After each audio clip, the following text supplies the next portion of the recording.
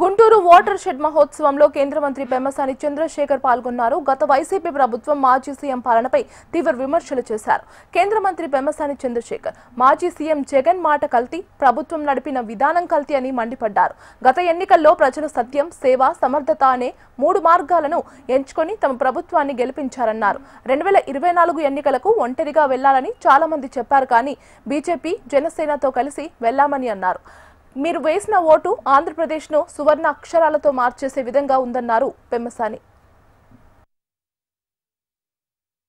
24 elections ముందు చాలా మంది ఒంటరిగా తెలుగుదేశం పార్టీ పోటీ చేయాలని చెప్పారు. అయితే ఆ రోజు బీజేపీతో కలిసి వెళ్ళటం వల్ల మీరు వేసిన ఓటు ఈరోజు ఆంధ్రప్రదేశ్ని సువర్ణ అక్షరాలతో మార్చేసే విధంగా ఉంది.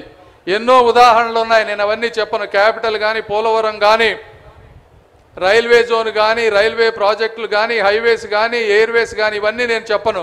మీ అందరికీ వచ్చేది ఉపయోగపడేది జిఎస్టీయే తీసుకుందాం. ఈ రోజున జిఎస్టీలో చేసినటువంటి మేలు ఈరోజు ప్రతి పేదవాడికి నిత్యావసర వస్తువులు ప్రతి నెలకి 1200 రూపాయలు ఈరోజు సేవ్ అయ్యేటువంటి పరిస్థితి.